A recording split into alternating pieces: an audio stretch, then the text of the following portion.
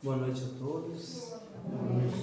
Queria primeiro agradecer ao Altamiro e a todos os ceareiros da casa pela oportunidade de estarmos sendo ferramentas úteis, né? A partir da palavra, do uso do nosso conhecimento e da nossa vivência principalmente. Porque penso eu que a nossa vida, sem buscarmos o trabalho útil, ela não faz sentido. E esse é um dos grandes males que a humanidade vivencia hoje. Não saber o porquê de estarmos vivos. Não sabermos um objetivo. Hoje, a maioria dos pais não ensinam os seus filhos sobre as regras ensinadas pelo nosso mestre. Não se ensina às crianças o Evangelho. Hoje, de forma equivocada, pensamos que as nossas crianças devem, quando tiverem discernimento, escolherem. Mas por que Deus e sua infinita bondade, justiça e sabedoria fez esse formato no nosso planeta, que é o que nós podemos dizer, né? Nós podemos falar do nosso planeta, onde existe um homem e uma mulher que geram uma criança. Por que eu estou iniciando com essa reflexão? Porque nós vamos falar sobre indulgência na noite de hoje.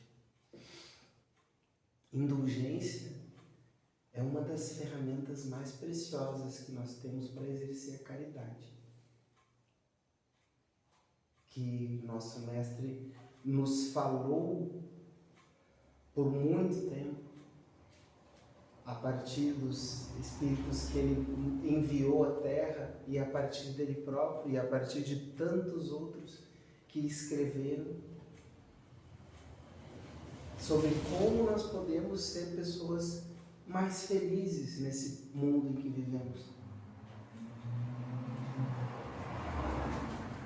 E por que nós ainda não somos felizes? Porque nós teimamos em seguir determinadas regras materialistas que a sociedade nos impõe. Quando nós temos aqui um evangelho que eu gosto de chamar, isso é uma interpretação muito minha, mas eu já ouvi de outras pessoas, de a nossa cartilha, né, de sobrevivência para o planeta Terra. Porque, e se nós juntarmos as obras básicas, e se nós tivermos desejo de nos transformarmos de fato, literatura é o que não falta. Para que nós consigamos, com a experiência dos outros, aprender. Então, por que nós ainda temos tantas dificuldades em superar os problemas? Alguns problemas não são para ser superados de fato. São parte do nosso aprendizado. Por exemplo, esse é um tema muito complicado, mas numa casa espírita, onde a maioria das pessoas estuda, conhece a reencarnação, conhece as leis de causa e efeito, mas uma doença muito grave, a solução não é a cura material. Então, grande parte dos nossos problemas no planeta não vão ser solucionados de fato. Mas então, como ser feliz? Por isso é tão importante, e agora eu vou explicar o porquê de eu ter iniciado falando de nossas crianças, porque a educação é fundamental. Ensinar valores, ensinar que existe uma cartilha que nos ensina como ser feliz diante de tantos problemas, e que são problemas que nós mesmos construímos em outras existências, quando não nessa mesma, né? Porque eu posso falar por mim, hoje eu estou com 50 anos, mas nem sempre eu fui um homem preocupado em seguir essa cartilha. Precisei cair algumas vezes para começar. Tem coisa errada e eu sei o que está errado, mas eu vou insistir. A gente tem esse hábito, né? Então nós sabemos que hoje, quando nós temos esse discernimento, mas tem como tê-lo, existem pessoas aqui nessa casa que fazem um atendimento fraterno. Tem estudo, tem as obras para que a gente possa ler, tem os amigos para conversar. Então nós conseguimos sim ter um entendimento de como superar. E é aí que entra a indulgência. Porque às vezes nós até nos esforçamos para termos uma vida mais reta. Eu procuro, e aí agora não estou falando de mim, apesar de usar a primeira pessoa, então vamos usar o plural. Nós procuramos, enquanto seres humanos, um pouco mais esclarecidos dentro daquilo que nos é apresentado na filosofia espírita, ser pessoas melhores. Mas nós ainda temos o hábito de acharmos que somos melhores que os outros. Nós ainda temos o hábito, e agora eu vou falar por mim, de se colocar superior a um político que cometeu um ato de corrupção. Não estou dizendo que é certo. Mas é certo enviar pensamentos negativos para aquele indivíduo que já está atordoado e coberto até não sei quantas encarnações de provas que ele vai ter que passar para conseguir superar os erros cometidos. Ele precisa de mais carga negativa. Vai resolver? O vizinho que não tem conhecimento que nós temos e que ouve aquela música barulhenta, ele sabe o que nós sabemos. Eu coloquei duas situações onde nenhum de nós aqui, eu penso, vai pensar antes de criticar. Porque aquele barulho ensurdecedor, desnecessário, por que isso? Não se coloca no lugar do outro. Aquele político corrupto. São dois casos onde nós, mesmo com a nossa base, estudo, nos esforçando, fazendo a caridade, muitas vezes, cometemos o grande equívoco de não praticar a indulgência. Nós podemos ir mais para o íntimo. Quem é que vive com um companheiro ou uma companheira? Quem tem filhos? Quem convive com pessoas no ambiente de trabalho? E aí nós percebemos que não são só nesses momentos esporádicos, que envolve problemas sérios, economia, pobreza, desigualdade, que é a corrupção, e outro que é a paz da vizinhança. Nós nos incomodamos também com os pequenos erros que aqueles que convivem conosco cometem. E o que o Evangelho nos diz? Aqui nós vamos falar sobre uma ferramenta importante. Eu gosto de denominar como ferramenta, talvez por ser professor e de tentar trabalhar de forma pedagógica, porque é uma ferramenta que nós temos à nossa disposição para sermos felizes. E veja bem, o fato de eu estar aqui trazendo essa reflexão não quer dizer que eu tenha conseguido, de alguma forma, colocar isso em prática com excelência. Porque se fosse fácil, todos nós seríamos anjos. Mesmo que, agora eu vou meio que me contradizer, né? Porque os Espíritos falam no Livro dos Espíritos que com um pequeno esforço nós conseguiríamos melhorar muito, né? O que nos falta é vontade. Mas nós sabemos que são milênios de vícios. Porque nós não temos esse hábito de colocar a culpa no outro só dessa vida. São outras existências. Essa é a nossa melhor versão.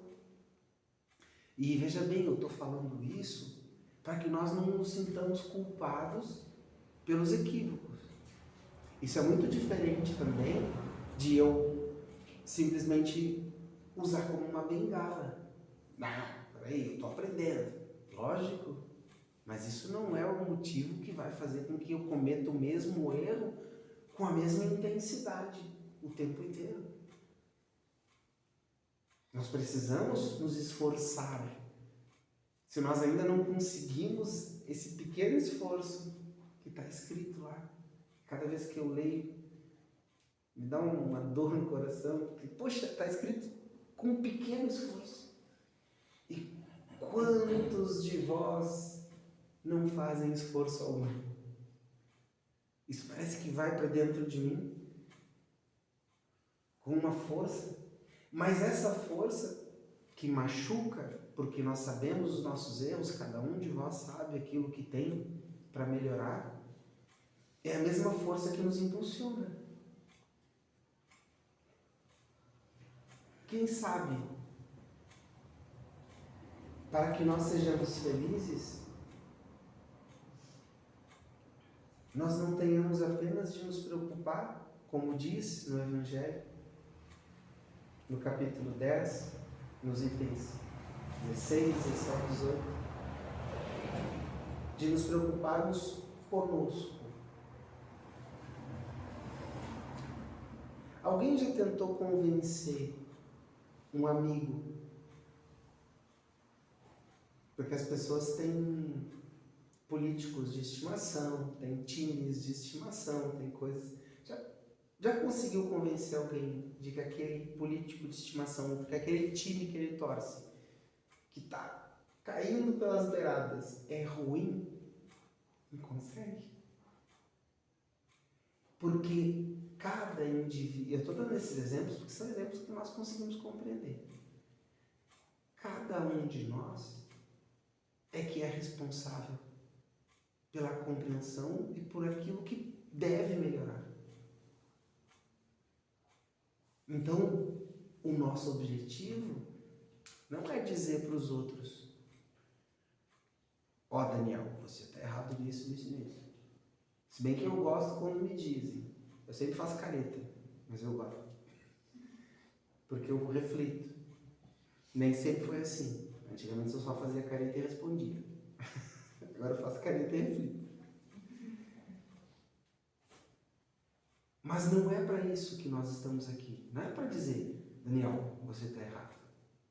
É olhar o que o Daniel fez de errado e chegar em casa e pensar: eu faço isso também? Faço. Então eu preciso mudar. Porque se eu não gostei do que foi feito, as pessoas também não gostam quando eu faço. Esse é um exercício importante. E está escrito no nosso manual.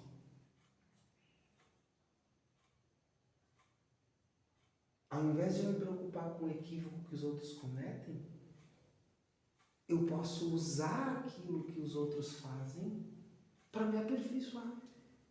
Já que nós somos tão bons em julgar os outros, e é difícil parar de julgar,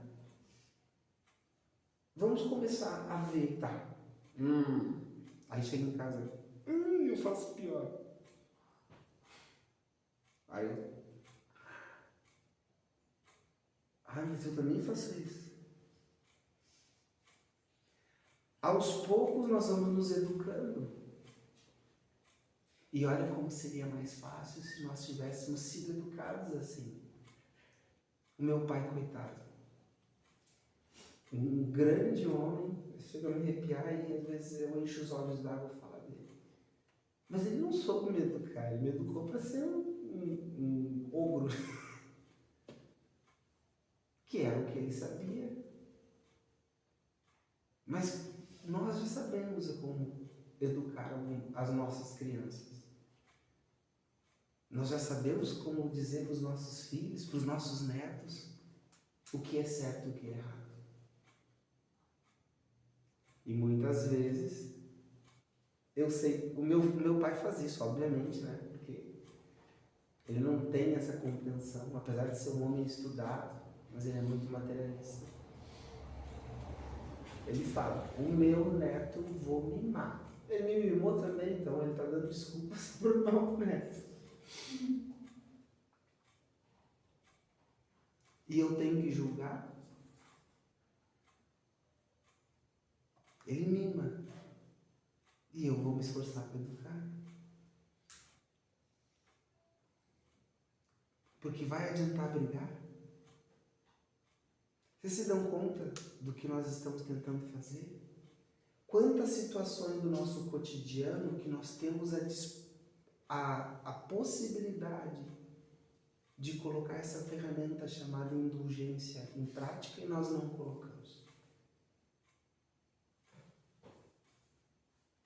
Porque se nós formos indulgentes, nós evitamos o confronto. Nós não brigamos, não criamos animosidades. É fácil? Não. Às vezes a gente está num momento difícil. Porque nós vivemos num mundo onde precisamos pagar conta, as pessoas nos enganam, tem a doença, tem o cansaço, tem os desaforos que a gente ouve. Então, volta e meia, nós vamos errar. E não tem problema, porque a gente já está errando há muitos anos. Há muitas existências. Mas esse é o momento em que nós estamos frequentando uma casa onde tem uma filosofia que nos leva ao estudo, à compreensão das verdades universais, à compreensão do porquê das coisas. Então, se a indulgência é não valorizar o defeito dos outros,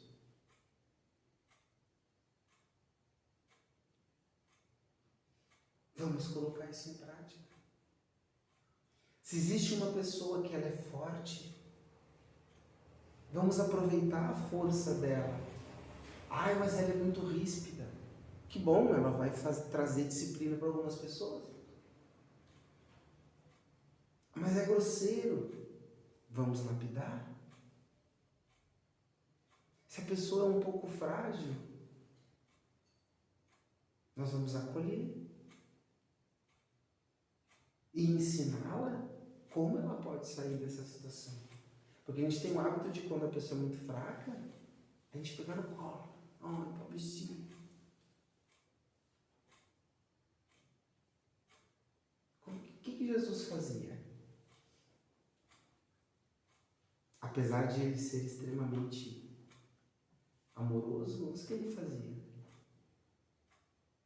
Vocês já se deram conta que em todas as passagens do Evangelho, as pessoas procuram, as pessoas têm fé de que se conversarem com ele, se ele chegarem perto dele, elas vão se curar, e é isso que acontece. O que isso quer dizer? Que é o esforço de cada um que vai fazer a diferença. É o esforço daquela mulher hemorrágica que no meio da multidão. É o esforço de Zaqueu que se altera. Cada um tem o seu esforço.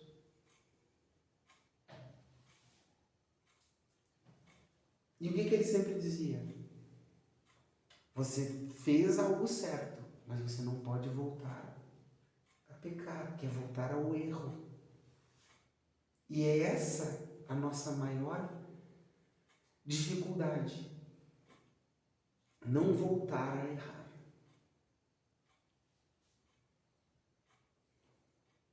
E eu ouso dizer que uma das coisas que fazem com que a gente volte a errar, porque a vida é baseada em energia e vibração, e a partir disso a influência externa, é a falta da indulgência. Porque quando eu falo de alguém, a minha vibração cai. E como nós somos pessoas, olha como é importante o local onde nós estamos. Nós buscamos saber o porquê das coisas. Quando eu começo a falar de alguém, a julgar uma atitude equivocada, a vibração cai. E lembra que nós não somos viajantes de uma primeira viagem no planeta? Nós já fizemos algumas coisas erradas. Tem alguns irmãozinhos aqui que estão nos observando para ver se a gente merece mesmo essa felicidade. Diz, ele não mudou. É só ler a literatura. Ou quem participa de um trabalho mediúnico. E quando eu penso que falando sobre o erro do outro eu estou me elevando, eu estou me decaindo. E para ser influenciado por pessoas que a maioria de nós não ouve com esse ouvido, né? Mas ouve com a alma e pensa o pior de tudo que o pensamento é nosso. Para nós voltarmos ao erro, é rápido. Ou seja, ser indulgente não só é uma ferramenta de caridade, como é uma ferramenta que vai nos proporcionar sermos felizes.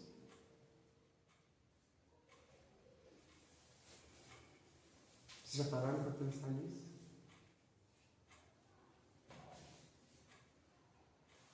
A indulgência ela não pode se preocupar, a pessoa que exercita a indulgência, com os erros do próximo.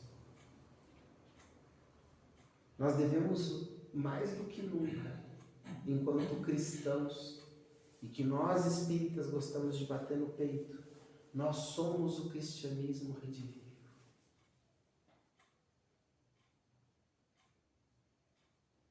Se o somos, nós temos que ter um pouco mais de caridade para com o próximo.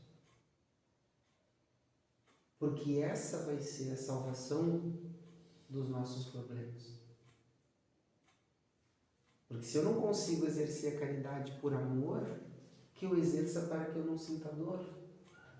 Usem o cérebro, o raciocínio lógico que a filosofia espírita nos ensina. Tem uma história que eu gosto de contar e, por incrível que pareça, ela cabe para todo o tema que nós fomos conversar. Que é a da jovem que casa e tem uma sogra que a trata com desdém. Eu já contei isso aqui? Acho que não, né? Eu já contei em várias casas. E essa senhora, que é a sogra, ela não gosta da menina. E trata ela muito mal. Trata ela tão mal ao ponto de que ela resolve procurar uma feiticeira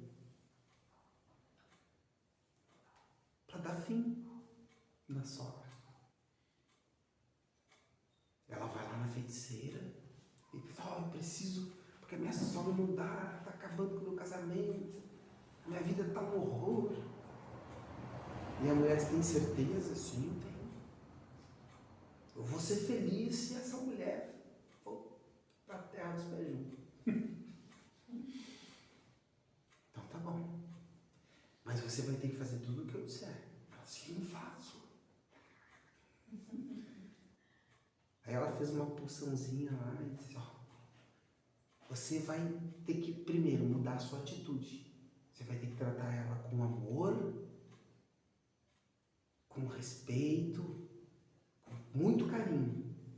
Porque a partir de hoje você vai servir o café da manhã para ela, ou seja, você vai ter que acordar mais cedo, limpar a casa, fazer o café e botar 2 gotinhas disso aqui no café. Limpar tudo, fazer o almoço, 2 gotinhas. Café da tarde, 2 gotinhas. Sempre servindo. Ela não pode botar a mão em nada. E vai dar certo. Vai. Aí a mulher foi lá e começou a fazer. E foi passando o tempo. Depois de um determinado período, a antiga inimiga estava tratando a norinha como se fosse uma rainha. É amor para todo lado. Minha filha, que café maravilhoso. Aí deixa que agora eu faço para ti, não sei o que. Aí não, porque eu tenho que fazer. Ela desesperada. E a mulher fazia para ela. Começou a ter uma convivência maravilhosa. E ela começou a gostar da sogra. Aí ela lembrou: mas eu estou envenenando a mulher. Aí ela foi correndo na feiticeira. Chegou para a feiticeira e disse assim: por favor, eu não quero mais matar minha sogra. Mas por quê? Porque agora ela me ama, ela está me tratando como se eu fosse a filha dela, a mãe que eu nunca tive. Aí a feiticeira deu um sorriso e disse para ela assim: então tá bom. Não vai acontecer nada com ela. Mas como não? Eu estou envenenando a mulher há um ano. Eu posso morrer a qualquer momento. E aí a mulher olha para ela e diz assim: não vai morrer não. Mas por quê? Porque isso aqui era só um monte de vitamina que eu dei para ela. O remédio é o amor que tu deu para ela e a indulgência em aceitar os desaforos porque tu achava que ia ganhar algo em troca.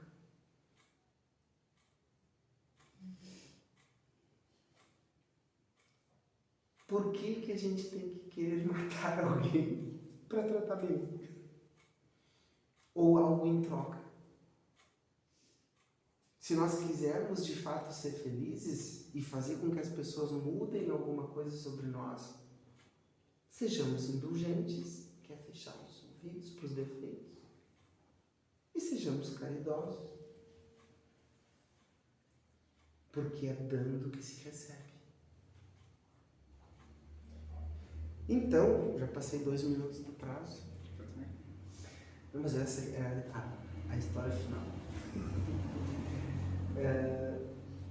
Lembrando que estou aqui como uma ferramenta, não tenho a excelência nessa virtude, mas é importante que cada um de nós saiba do esforço necessário que o eu precisa fazer, não os outros.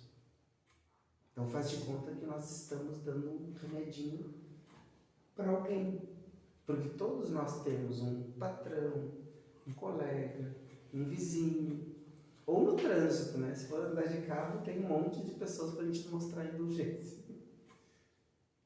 que são ferramentas do Pai para nos testar. Então, parafraseando o Jolar, né, que eu gosto muito dele, tudo que aqui foi dito serviu primeiro para mim, e por isso eu agradeço a oportunidade de estar aqui falando, porque quando a gente fala, a gente prepara uma conversa, nós precisamos colocar em prática pelo menos naquele dia, né? Que a gente vai fazer a palestra. Então é um dia importante, porque nós nos esforçamos. Então, espero que eu tenha sido útil e que a paz do Cristo esteja com cada um de vocês todos os dias. Muito obrigado.